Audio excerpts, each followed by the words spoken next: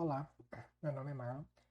Nesse breve vídeo vou estar apresentando a vocês o trabalho denominado de Aplicação da Arquitetura LSTM para a Geração de Senhas, orientado pelo professor Dr. Thiago Pirola Ribeiro.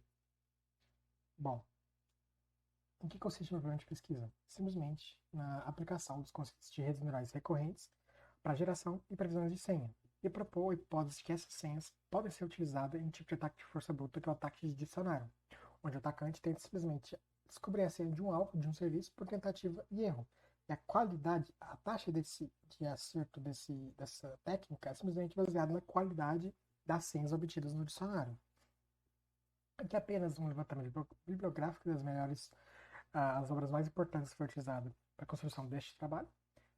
Coleta de dados baseada nos principais dicionários que foram vazados ao longo do tempo, consistindo então dos dois primeiros aqui de bases usadas para treino e teste, sendo esse segundo apenas para verificar os melhores hiperparâmetros do modelo, depois aplicar esses melhores hiperparâmetros para treinar em uma base maior. E os outros foram responsáveis para verificar a generalização do nosso modelo. As melhores ferramentas, as ferramentas que foram utilizadas, né, foi o Python, o Keras, TensorFlow e alguns scripts em Bash. Então aqui temos nossa representação do modelo da rede neural.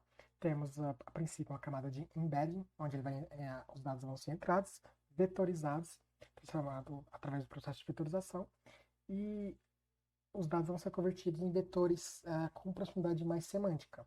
Ou seja, as senhas vão ser convertidas em vetores com proximidade mais semânticas e vão ser enviados então para as camadas ocultas aqui com os neurônios e por fim ser enviados para a camada de ativação com a função de ativação softmax para calcular a probabilidade de gerar o próximo caractere. Então, para nossos hiperparâmetros, foi testado vários conjuntos de treino e teste, segmentos de base, ou seja, 1090, 9010, 2080, 8020, 3070 e assim por diante. E foi verificado o melhor resultado para esses segmentos. Aqui no número de unidades de memória, ou a mesma coisa aqui em neurônios, obtemos como melhor erro, melhor resultado, né, como sendo 1024 neurônios para base, segmento de base 1090. O número de células ou camadas foram obtidos dois perfis de melhores resultados, sendo eles de 1090 e 3070 como segmentos de base, mas os dois ambos com duas camadas. Aqui a outra representação gráfica do número de camadas, né, ou células, mas apenas uma outra representação gráfica dos resultados obtidos. Outros dois hiperparâmetros foram o tamanho de lote e o otimizador, sendo que eles foram baseados em literatura, seus valores. Então foi obtido como tamanho de lote 32 e o otimizador o Adam. O tamanho de sequência foi utilizado dois valores, 25 e 100, baseado em alguns trabalhos colhidos e que foram inspirados para a construção deste trabalho. Então obtivemos três melhores perfis de hiperparâmetros baseados em segmentos de base, sendo eles todos com tamanho de sequência 100. Então obtivemos melhores resultados no segmento 1090, 3070 e 2080 com tamanho de sequência 100. O número de épocas não foi fixo, ele foi baseado numa técnica chamada early stopping, ou parada precoce, para evitar o overfitting e o underfitting, e que então a gente tem o número de épocas para cada conjunto de treino e teste obtido no slide anterior.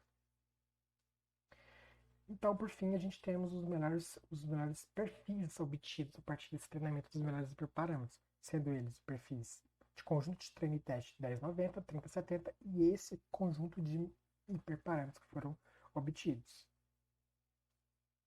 A partir disso, então, com os melhores hiperparâmetros, a gente treinou a base com maiores senhas, maiores dados, que seria top 2 billion. Porém, a gente extraiu somente 100 milhões de senhas dessa base. Entre esses dois perfis obtidos no slide anterior, a gente escolheu o perfil de 1090 visto por questões de hardware mesmo. Então, de limitações de hardware. Então, a gente tem 10 milhões de treinamento, 90 de teste. E obtemos os seguintes resultados: 14 épocas, erro de 0,98 e acurácia de 68%.